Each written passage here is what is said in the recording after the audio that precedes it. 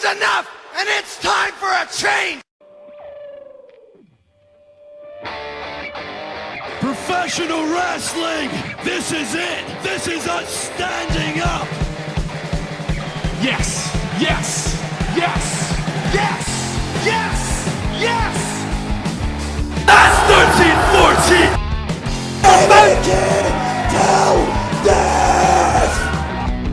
Cena, I am the best in the world.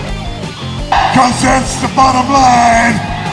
Cause Stone Cold said so! Ladies and gentlemen, welcome to this podcast that I'm doing right now on behalf of Wrestling Matters. This is the Raw Review and NXT podcast. That's right. If you don't listen to this audio now, you're going to hear it on the Wrestling Matters podcast this coming.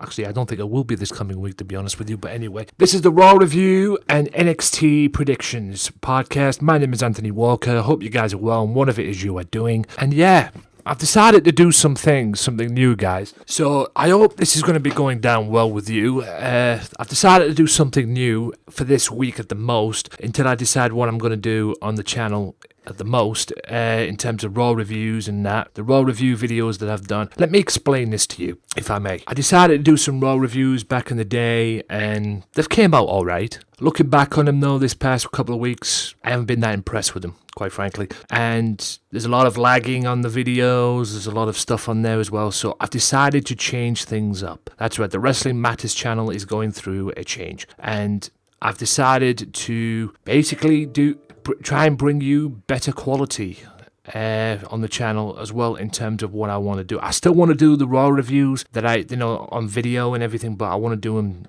different. Do you know what I mean? I want to do them to like differentiate and, and give you the better quality and better look in what I'm doing as well, because I recorded last month, Extreme Rules and a Raw review and all that, and despite what popular people say and everything, they all came back lagging, and I was embarrassed to keep them up on there, because it's my fault, guys. I should have took them down because they weren't presentable, but all that has changed now, guys. I am more focused and more credible to bring you the best on that Wrestling Matters channel as well. You're still going to get the podcasts. You're still going to get all that stuff as well. That's not going to change one bit. That is not going to change one bit. You will get the podcasts. You will get all that stuff weekly. I'm just changing a few things up and decided what to do. And as I'm recording this, I did a little Twitter poll on Twitter, on my Twitter page. On my Wrestling Matters channel, should I play WWE 2K16 and 2K17 games? Because 2K17 is not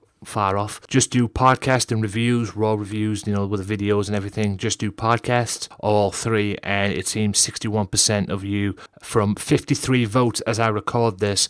So there's still 5 hours left on the poll. It seems that 61% of you guys who helped me out in that poll want to see all three. So they want to see some WWE 2K16 content and stuff like that, which is fine. I got no problem with that whatsoever. But without further ado, guys, let's get into what we're going to do. This is a Raw review of Raw, which took place yesterday, 6th of June in Oklahoma City. And it was headlined by a 6-man tag involving The New Day and The Club. But before we get to that, guys, I want to get to that in a second. I just want to run through a few things as well. Be sure to check out the Swerve Talk Network for the Wrestling Matters podcast with Dazzy Dangerously and Craig the Phoenix himself. That's for Max Wrestling Podcast, the two head honchos of Max Wrestling Podcast.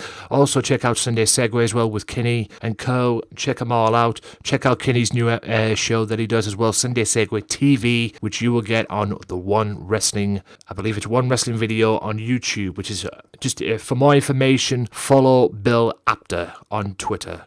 Or follow Sunday Segway on Twitter as well for more information on that as well. But mainly, but also don't forget to follow Bill Apter as well, because he is the head honcho of that. And if it wasn't for him, Kenny wouldn't have that job. But Kenny's worked his ass off, and he deserves what he's getting at the moment. So shout out to you, sir. Salut in what you're doing. And I've seen a couple of your episodes of that as well, and I'm going to admit, I'm very impressed. Very impressed indeed. And you're doing your thing, and keep it going, my friend. Keep it going. Now, let's get to Raw. Raw kicked off with a very strange look in Oklahoma City, guys. It kicked off with Dean Ambrose coming down the aisle. And as Dean Ambrose was coming down the aisle, it looked into the ring, and there were 6 ladders in the ring with the 5 participants, the remaining 5 participants with Dean Ambrose coming down, up on the ladder, and Dean got up on the ladder as well. And there was a verbal spat between all 6 of the competitors. And then out of nowhere, Teddy Long interrupted the Money in the Bank ladder match participants. It seems that the applications, if you will, it seems that the applications for SmackDown General Manager seem to be on the point, if you will. What I mean by that is it seems everybody's gunning. Either they brought him back for nostalgia or whatever. I don't know. Maybe he's going to be the new SmackDown GM or something. I don't know about that. But it seems that, the claims to be the SmackDown GM once SmackDown goes live July 19th, it seemed to be up and running. And very strange to see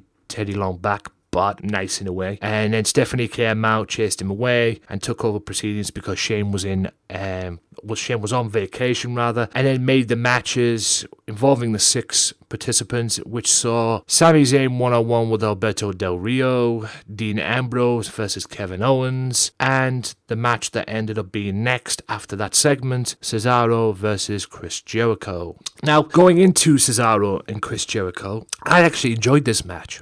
I actually thought this match could be a perfect fit for a pay-per-view at some time.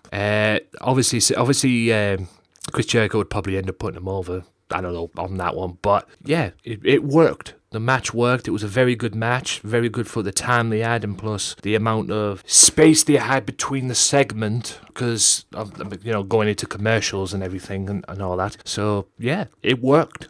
And Cesaro manages to get the victory very creatively too, because he had Chris in the giant swing, and then Chris Jericho ends up in a sharpshooter, which he taps out to. So a little bit of momentum there for Cesaro going into Money in the Bank. Now, US Champion Rusev defeats Jack Swagger by counter because Rusev pushed Swagger into Titus O'Neil at ringside. This is very, very, very interesting in a way to see Titus O'Neil get this spot, because it seems that they're going down the route for Money in the Bank with Rusev versus Titus O'Neil. This seems to be and looks to be good.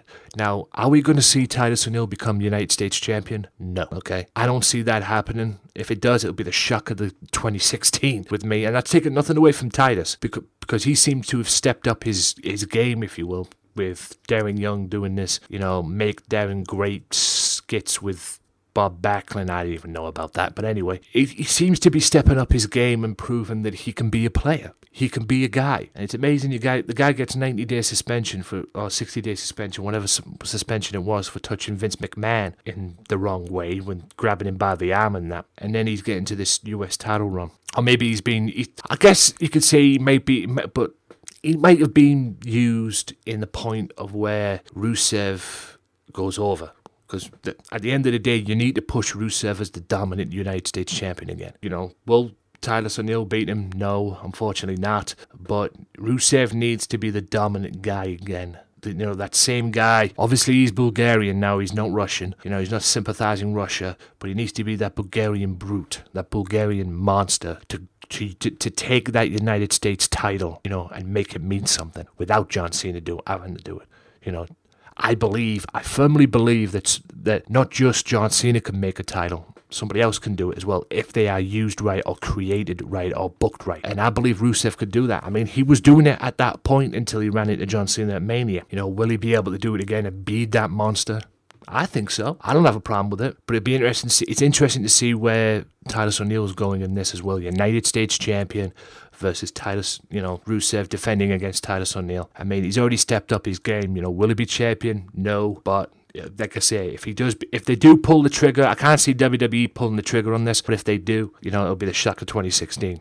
In my opinion. Speaking of John Cena, he had a confrontation with AJ Styles, and yes, the club. AJ Styles comes out, and I've got the notes here because it seems that these guys were shooting the breeze. One point, AJ comes out. The first shot that was there took was from AJ Styles, and AJ comes out and believes that on John Cena's best day he cannot beat him, and Styles would run rings around him. In terms of wrestling, I would have to agree with that. I can't argue with that point, because there is a reason, ladies and gentlemen, why AJ Styles is phenomenal. Yes, it's took him, 15 years, 14 years to get to WWE, but he has wrestled all over the place. He is a wrestler. He is not Vince McMahon's creation, like John Cena has become. Unfortunately, he has went all over the place and been successful. He's been successful in Japan. He's been successful in TNA. He's went all over the indie circuit with PWG, Ring of Honor as well. He has been all over the place and he's been successful and he's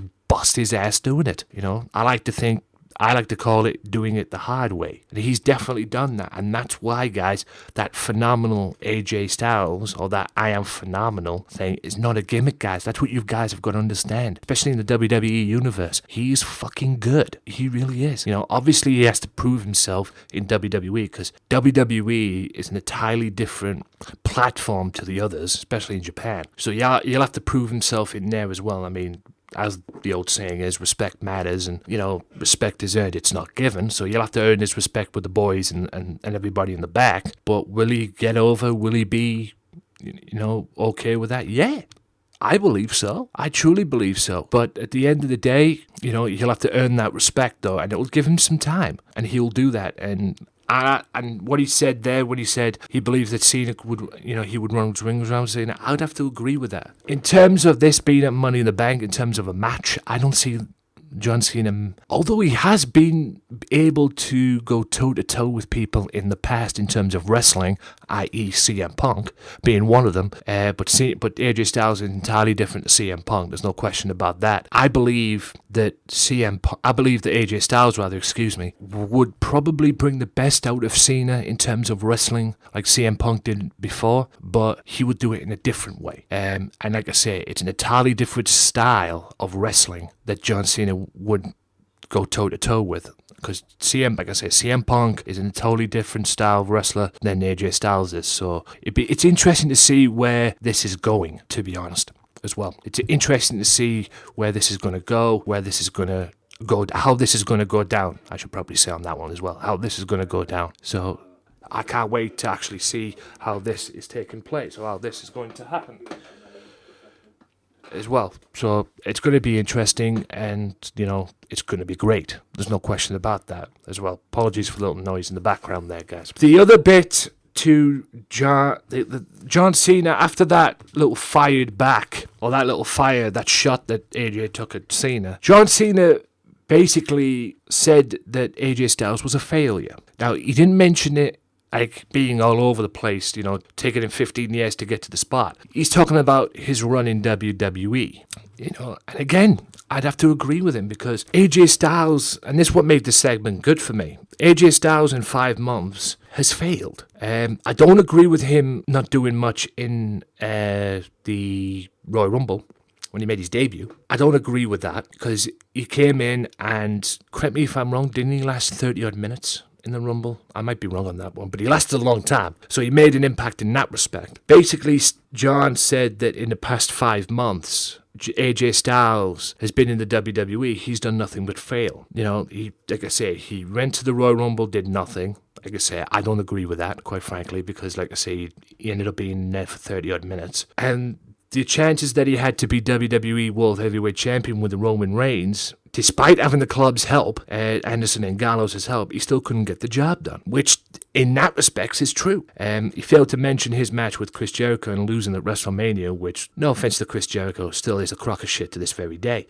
But AJ then fired back with something which was fucking incredible. I'm sorry, because if you believe the dirt sheets, if you believe what you read, guys, on the internet and everything, AJ fired back, says, guys like Cena, bury guys like Styles. Let's get the shovel out. You mentioned the shovel and all that, etc. I couldn't agree more with that, because it seems that's the case that way. And like I gave you an example when I talked about Rusev. Rusev was built up as this sawed-off heel monster as the US champion the first time around, when he first won the US title. He was built off of this sawed-off heel monster, this big monster, this dominant force that nobody could stop, or nobody seemed to have stopped, until he ran into John Cena at WrestleMania, and then it went downhill from there. Now, don't get me wrong, the benefit that Cena got from winning that was great, because we got the open challenge, and the open challenge was good. It was very good. It brought out some great matches, Cena Cesaro being one of them, and hell, it gave Sami Zayn an opportunity to be the to compete on Raw as well. Even Adrian Neville as well had a shot, which was good. I mean, there was some positive things and some positive stuff that came out of that United States Open Challenge. But what Styles said was completely right. And then he turned around and went, you don't know who you're dealing with. And then the club tried to surround the ring, and the New Day came out and saved the day, But what Styles said, said he was right. If you believe if you believe what you read, if you believe what you read on the dirt sheets or the internet or the websites or whatever it is you read, we all read them. No question about that. We all do read them from time to time. If you believe that, guys, you would probably agree with AJ Styles. Because, like I said, give you an example, Rusev, a lot of people, John Cena does seem to bury a lot of people. Even, the Nikki Bella situation, which he became the longest reigning Divas champion. Many people believe and many people understand that the reason she got that wasn't through her, ability, because the plan was for her to drop the title on Raw, I believe it was, to Charlotte. But the reason why she got the longest reigning Divas title, and I watched a clip of this on Total Divas because they had the backstage segment on Total Divas, which is a fucking joke in its own right. But anyway, that's for another podcast. But the reason why, and many people believe the reason why she got that longest reigning Divas title was for three things. One, because WWE was so desperate to vanish AJ Lee. Actually, it's two things, rather. AJ Lee situation, with CM Punk and whatever. Plus, John Cena, if you believe this, vouched for Nikki to be the longest reigning Divas champion with Vince McMahon. And you all know what Vince McMahon's like when it comes to John Cena. So, I'm very much looking forward to this match. This is the match that I want to see in that Money in the Bank. Don't get me wrong, there's the world title, there's the Money in the Bank, yada, yada, yada. But this is the match I want to see. AJ Styles and John Cena. Is it going to be one-on-one? No. We all know at some point the club are going to get involved. It's as simple as that, guys. It's as simple as that. Anderson and Gallows are going to get involved. But speaking of Anderson and Gallows, they might have their hands full. Because going into the Vaudevillains and Enzo Amore Big Cass match, the Vaudevillains beat Enzo Amore and Big Cass by disqualification. Good little tag match. But this also benefited. Now, I don't see how this has gone about and where Enzo and Cass fit in this equation, if you will. Because at Money in the Bank, Stephanie backstage after chasing Teddy Long away again. Stephanie backstage at Money in the Bank, Stephanie backstage on Raw, rather, booked a match, a fatal four-way match at Money in the Bank for the tag team titles involving New Day, The Club, Vaudevillains, and Enzo and Cass. From what I've got this past couple of weeks on Raw, there was a build. Yes, Vaudevillains fought New Day. It makes sense them being in this match. Vaudevillains fought the New Day, and then they had their match on Raw and whatever. And then while they were having the match on Raw, the club came out and beat up the New Day and sent a message to the New Day saying that they want the titles. This would make more sense if it was a triple threat match. Because Enzo and Cass, I don't know why. I don't understand why they're in this equation. Don't get me wrong. Don't sit there and listen to this thinking I'm bashing Enzo and Cass at all. Big Cass and Enzo. No, I'm not. I love these guys. These guys are great. No question about that. And if these guys, I've always said, are the most over tag team in WWE at the moment, and they should have got an NXT title run, but they didn't. But at this point in time, at least, they do not deserve to be in the spot. They're just put in, maybe because of the new era, maybe because they got an opportunity. It's all about giving opportunities out and whatever. I don't understand why they're in this spot. It makes no difference. This would make more sense, and this is what's lacking in WWE nowadays, things making sense. This would make more sense if it was a three-way. If you want to give Enzo and Cass a tag title show, give it on Raw after Money in the Bank, or hell, give it to them and freaking make them the number one contenders for Battleground in July. This does not make sense to me that it's a fatal four-way. It would make more sense for it to be a triple threat match. And this is just my opinion, guys, and many of you guys probably would disagree with this, but it makes more sense to be a triple threat match than it does, with Vaudevillains, The Club, and New Day. I'll give my predictions on the Money in the Bank in a future podcast. Also, as well, I wanted to also bring up Roman Reigns and Seth Rollins. Roman Reigns and Seth Rollins, which was fucking incredible. The build, the hype that the WWE, kudos to WWE on this, because I thought the videos and what they did to build that match for Money in the Bank, this is a WrestleMania main event, ladies and gentlemen. I agree with what the commentators say. This is a very big WrestleMania main event, which is taking place at Money in the Bank. And the build, the hype they build to this was fucking incredible. And it was absolutely spot on and superb. Absolutely superb.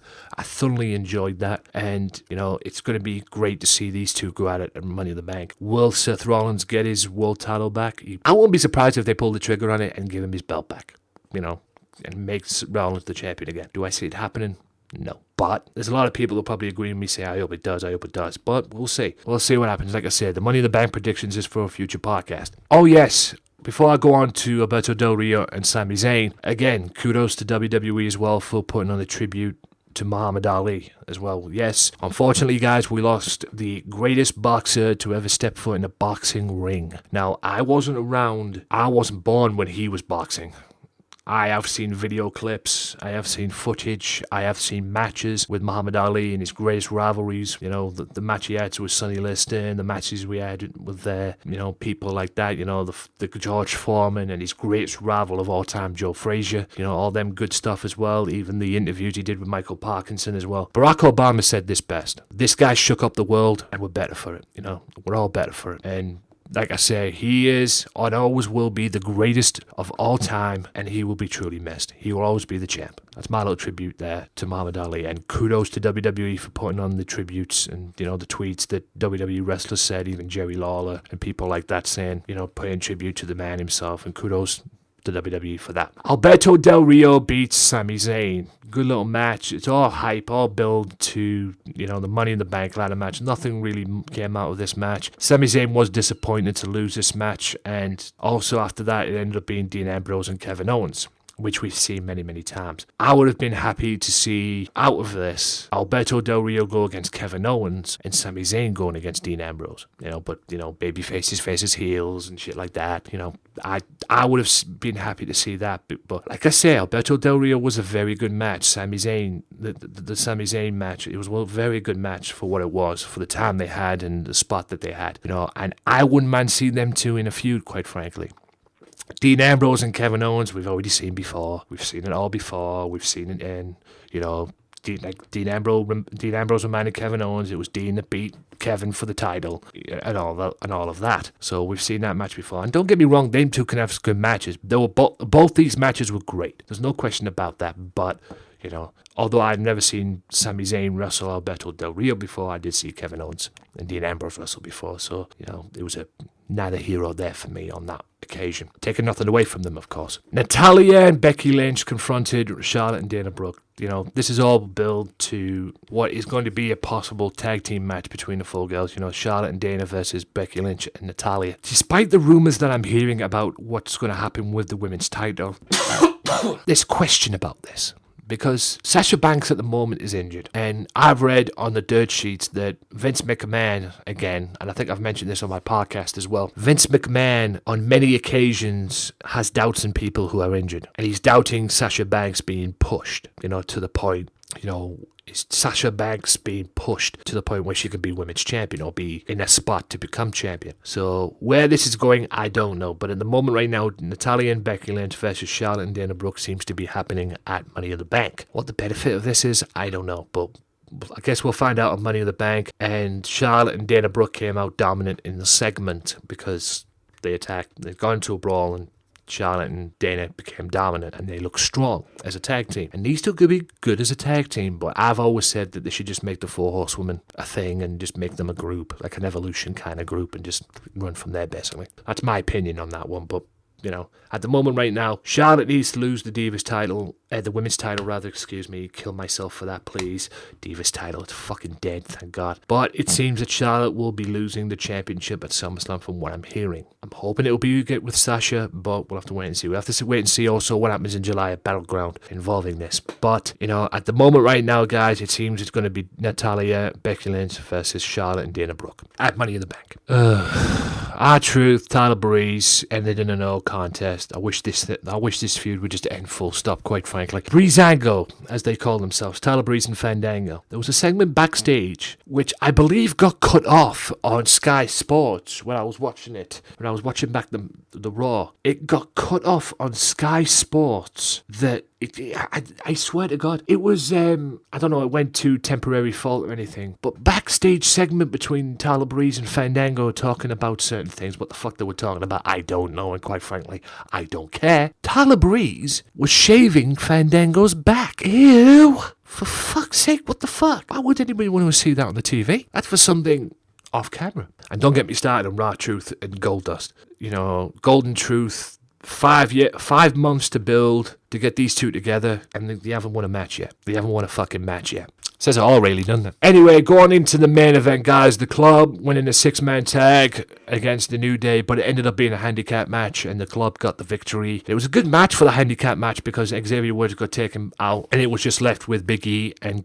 Kofi, and the Club dominated New Day, and it was a good little match. New Day did put up a fight, but the odds were against them, which is very strange to see in a way, because usually it's the odds that are in favour for New Day. Not on this occasion. And New Day manages to lose in this match, and then the Club afterwards came in and tried to attack the New Day and, make a statement at the expense of the New Day like they did with John Cena. But John Cena came out, saved the day, chased the New Day away, and made a statement himself that he's not backing down. He's not backing down from the Club, or AJ Styles for that matter, and helped out Big E and Kofi.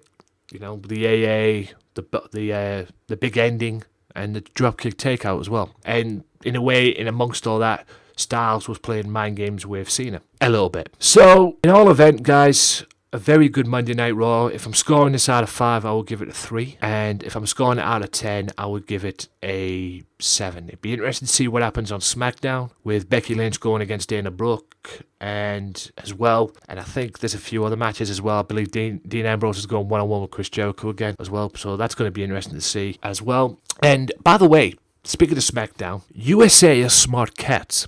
Now, smart guys. The USA Network are smart, because the reason why this brand extension is happening, or SmackDown going live July 19th is happening, and these changes that are happening for SmackDown, is because of USA Network. Because they discussed it with WWE, Vince McMahon, and whatever. They, like all of us, and like I say, if there's any show that needs a revamp in WWE, no question about it, it's SmackDown. SmackDown hasn't been good since 1999-ish, and USA Network see that. And God bless USA Network for seeing that, because they are sick and tired, just like we all are, guys. Not just, USA Network. I'm pretty sure every wrestling fan that watches WWE, or every wrestling fan that watches SmackDown or takes the time to watch SmackDown, are sick and tired of SmackDown being Raw Part 2. Because that's what it is. Or that's what it has been at times. There's changes happening there, and there's built there. Because they got Mauro Ranallo in there as well as the new head honcho of SmackDown, the new face of SmackDown in terms of commentating. So they got that going. So kudos to them on that one. That's the first smart move, because that dude is good. But, credit to USA Network for seeing what we have, and probably every wrestling fan that watches WWE have seen, that SmackDown is Raw Part 2, and it needs to change.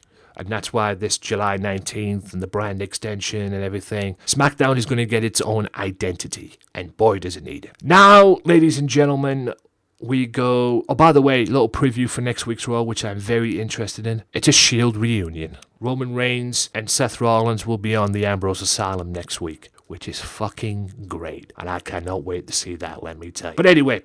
Let's get on to the other part of this, guys, or the other part of this podcast, which is the NXT Takeover the End preview. Now, NXT Champion, obviously we all know it's headlined with NXT Champion Samoa Joe and Finn Bálor in Steel Cage. I'll get to that last. Ty Dillinger will go one-on-one with Andrade Almas, whatever it is. I'm sorry if I pronounced that wrong, but Ty Dillinger seems the one to be winning that one, I think. I think I'll go with Ty Dillinger on that one. I don't know what that match is, but it is what it is. I'll go with this. From what I'm seeing right now, guys, as I'm doing this, is 5 matches. That was the first one. Now for the main 4 that I want to preview. Let's go to the NXT Tag Team titles. American Alpha. Tyler Dillinger wins the first one. This is the American Alpha defending the titles against the Revival. These two had a great match the last time they met, and when American Alpha ended up winning the titles. I believe it was in NXT Dallas. I might be wrong, but I'm pretty sure it was. These two teams will steal the show. If not, it'll be the other match, which I'll get to in a second. But these two have the makings of stealing the show. I love Chad Gable and Jason Jordan as a tag team. These guys are good. These guys are very good, in fact, and they deserve their spot. But I'm a huge fan of the Revival. I'm sorry, guys. I'm a huge fan of the Revival because these two, their styles and the style in the ring, these two remind me of the old Brain Busters, Anderson and Tully Blanchard. These two are very good. And these two are, in my opinion, the future of the tag team division. Who am I going for in this match? I'm seeing American Alpha retain, to be honest. I can't see the Revival getting the titles back. I think American Alpha are in that spot now, and I think they're going to have a good run with the tag team titles. So American Alpha to retain. I don't see Revival winning, but if they do, I won't be disappointed. Because like I say, the Revival are a big deal, and they have a big future. And in my opinion, they are one of many tag teams that are the future of the tag team division in WWE. Asuka take on Nia Jax. This is I just see this as another Bayley versus Nia Jax when Bayley was the champion. Do I see Nia Jax winning this? No, unfortunately. She'll end up being dominant again. This will be like the match she had with Bayley. She'll end up being dominant, and being dominant over Asuka, showing her power and her weight advantage and all that. And Asuka will just be like Bayley. I'm not taking nothing away from Asuka because she's very good and a very good women's champion. But she'll find that way to win. And Nia Jax will make that mistake and be the champ. And, and Asuka will get her in something and end up retaining the belt. And that'll be my prediction for that because I don't see Nia Jax becoming champion. Will she become champion? Yes. I think she will become champion. When? I don't know. But I think Michael Larkin said this better. I see Nia Jax as NXT's Awesome Kong. In a way. Will this be anything? Probably. We'll have to wait and see, though. But that's a tough one for me. But I see Asuka winning, Asuka retaining the title. Now, let's predict the match. Let's preview the match that I'm very much looking forward to. Shinsuke Nakamura versus Austin Aries. And I believe the winner will get a shot at Finn Bálor or Samoa Joe, whoever wins the NXT title match, which I'll get to in a second. This makes my mouth water. This really does. As a wrestling fan, this is just fucking phenomenal. This has the potential to be match of the night, match of the year. Will this be good as Nakamura and Zayn? Probably not. But like I've said many, many times, these two will have a fucking good go at doing it, let me tell you. Who do I see winning this match? This is a tough one because both of them have come into the NXT at the same time. I believe, and this is just my opinion, guys, I believe that Austin Aries will be the winner of this match. And he will be NXT champion. He'll be the first guy to be the NXT champion. I see Austin Aries just winning. Taking nothing away from Nakamura, but I think they're pushing Austin Aries to be the guy first ahead of Nakamura. Nakamura will get his chance, but I think they're pushing it. And I don't see Nakamura versus Samoa Joe yet. I see Austin Aries versus Samoa Joe at the moment, which leads me, I see Austin Aries predict that match, but will it be a candidate for match of the year? Fuck yeah. Will it be match of the night? Yes. If that doesn't, I believe the tag team titles will as well. But that would be the favourite to be match of the night. No question about it. Which leads me to the NXT Championship match in a steel cage. Hands down, Samoa Joe wins this. Taking nothing away from Finn Bálor, but this is Finn Bálor's going away match. This will be his last match before the main roster. This will also be interesting. When will he be coming to the main roster? I'll discuss that on another podcast. These two also have the opportunity to steal the show. I just see Samoa Joe winning. Quite frankly, Samoa Joe will retain, and like I said, this match to me is like Kevin Owens when Kevin Owens faced Finn Bálor in that ladder match. That's Kevin Owens' goodbye from NXT. This is Finn Bálor's goodbye at NXT. So this was an easy prediction for me. Will these two steal the show and tear the house down? Fuck yeah. These two are making history because this is the very first steel cage match in NXT's history as well. So my prediction for that is Samoa Joe to win. But all in all, guys, this has the makings to be a great NXT takeover as well. All built into a takeover Brooklyn as well. Yes, WWE will be back in Brooklyn for SummerSlam again. It's all building into that. But there's 4 matches out of 5 that I want to see. Quite frankly, that really means something. I don't know about the first one with Ty Dillinger. I think that's just a fill-in match, to be honest. But the other matches, I'm looking forward to. And yeah, I'm even looking forward to seeing Nia Jax and Asuka as well for the women's title. But like I said, guys, I think Asuka will be the champion out of that one. All in all, guys, hope you've enjoyed this podcast, this NXT the End predictions and Raw review from the 6th of June. Hope you guys have enjoyed it. If you listen to this on YouTube, like, share this video or audio, whatever it is you're doing as well. Share it around, guys. And also, if you like what you see and you want to see more, please hit that subscribe button. It'll be very much appreciated.